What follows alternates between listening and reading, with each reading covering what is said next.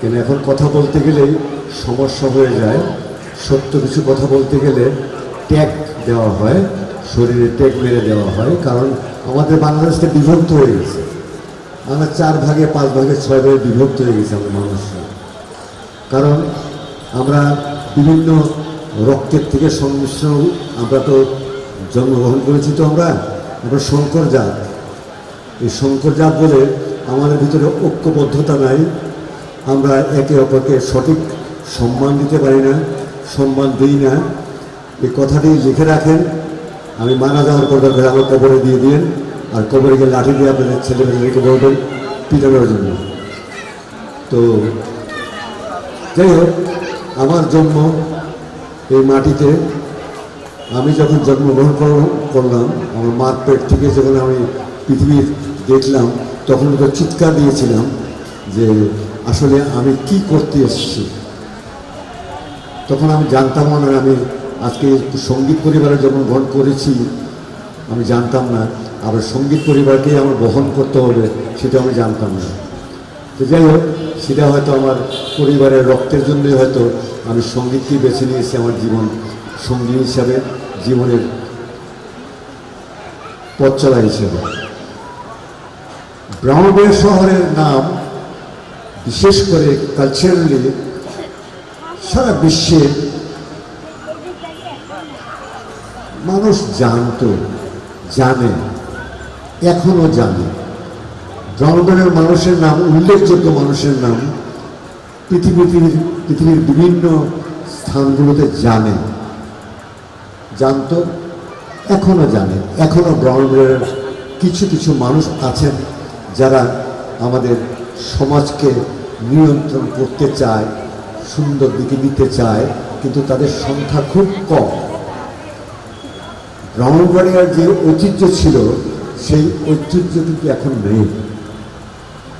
আপনারা স্বীকার করবেন কিনা আমি জানি না, যেহেতু আমি এই মাটির সন্তান, সেই হিসাবে বলতে চাই যে আপনারা স্বীকার করলে আপনাদের সন্তানদেরকে যদি আপনারা পূর্বপুরুষদের কথা বলেন এবং তাদেরকে যদি তাদের জীবন সম্পর্কে বলেন, এবং আপনাদের সন্তানকে যদি ঘর থেকে যদি কালচারালি ডেভেলপ করতে পারেন, আমি মনে করি 8 বছর থেকে 15 বছরের বয়সটাকে সবচেয়ে সুন্দর সময়।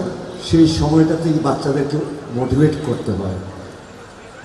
আমি কিন্তু কালচারালি আমার সাইডে আমি অনেকবার চেষ্টা করেছি, না আমি বাচ্চাদেরকে বোঝাতে চেষ্টা করেছি, আমি আগে চলে রাজা, সঙ্গে চলে প্রজা, রাজা প্রজা এক হলে দেশ গড়া সোজা।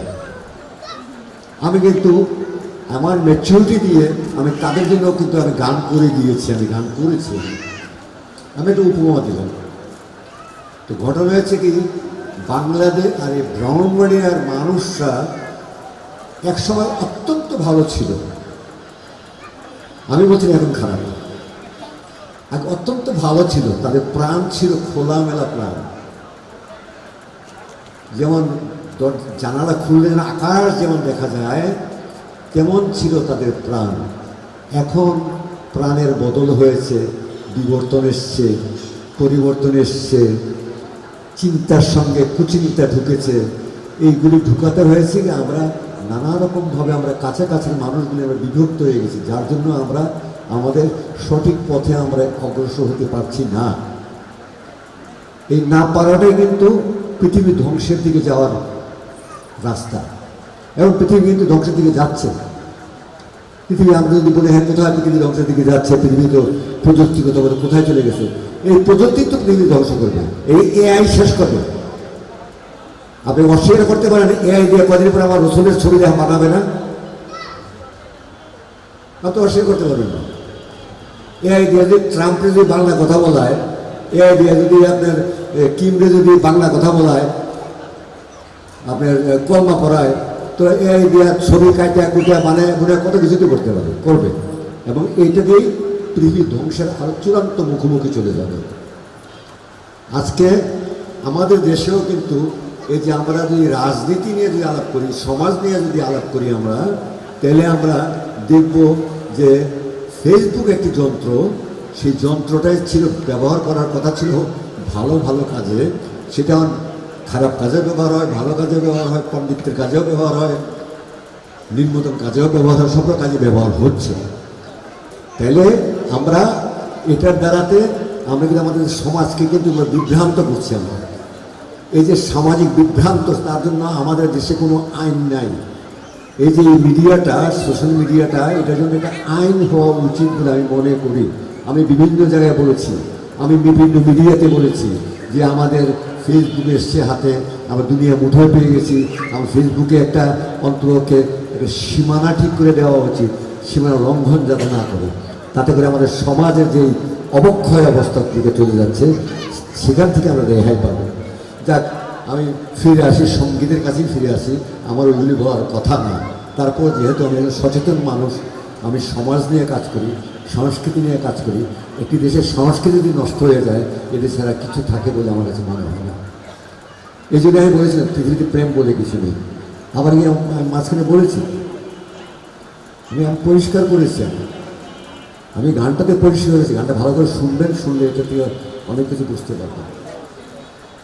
তো যাক, আমি আশা করবো যে তারা কষ্ট করে এই অনুষ্ঠান করেছে, আমাদের মতন মানুষদেরকে একত্রিত করার চেষ্টা করেছে। অনেকে আসতে পারেনি, অসুস্থতার জন্য আসতে পারেনি, একত্রিত করার চেষ্টা করেছে। তাদের যে উদ্যোগটা, এই উদ্যোগটার জন্য আপনারা শহরবাসী যারা সংস্কৃতি মানা, তারা শাহিনকে, আমি শাহিনই বলছি, শাহিনকে এবং আয়োজক যারা যারা এটা সম্পৃক্ত আছে, তাদের সবাইকে আপনারা সাহস দেবেন, তাদেরকে সাহায্য করবেন, তাদেরকে সহযোগিতা করবেন। আর যাতে করে আমাদের সংস্কৃতিটা অবক্ষয়ের পথে না চলে যায়, সেদিকে আপনারা নিজেরা দৃষ্টি দেওয়ার চেষ্টা করবেন। আমি একটু আগে কথা বলছিলাম, অ্যাক্সিডেন্টের সঙ্গে কথা বলছিলাম যে আমাদের যেই আলাউদ্দিন সঙ্গীত অঙ্গনটা আছে, সেটা আমাদের নিজেদের। এটা আমাদের কোনো সরকার দান করে নাই, কেউ দয়া করে আমাদেরকে দেয় না। এটা আমার বাপ চাচার কেনা সম্পত্তি। এটাতে আমার বাবা, এটাতে এখানে মানুষদের জন্য, যেহেতু আমার বাবা এখানে থেকে ছিলেন, এখানে থেকে এই স্কুলটাকে করেছিলেন, এখানে যারা মানুষ আছে, বাচ্চারা আছে, তারা যেন সংস্কৃতি মনা হয় এবং সংস্কৃতি সম্পর্কে তাদের ধারণা দেওয়ার জন্য যদি কিছু করা যায়, সেই চেষ্টার জন্যই এটা করেছিলেন। সেটা দীর্ঘদিন যাবৎ আমাদেরকে ছাড়া আমার ভাগ্নে চালাতো এটা। সে কমিশনার ছিল এক সময়, গাজী হানিফ। তো সে মারা যাওয়ার পর অন্য তার সঙ্গে যারা কাজ করতো তারা এটা দখল করেছে, দখল করে রেখে দিয়েছে। আমাদের পরিবার কেউ এটার সঙ্গে সম্পৃক্ত নয়। তো আমি এটা নিয়ে দীর্ঘদিন যাবৎ লড়াই করছি। আমি আগে ডিসি সাহেবের কাছে এসেছিলাম, আমি বলে গিয়েছি। তারপরে বলে যাওয়ার পরে বলছেন হ্যাঁ দিবে, কাগজও পাঠিয়েছেন উনি এটা অগ্রসর করার জন্য। তারপরে উনি চলে গেলেন, পরে যিনি আসলেন তার কাছেও আমি এসেছি। তো কথা হয়েছে কি, আমি বারবার আসবো, এসে আপনাদের কাছে আমি নমো করবো, আমাদেরকে ফেরত দেওয়ার জন্য, আমাদেরকে পরিচালনা করার জন্য।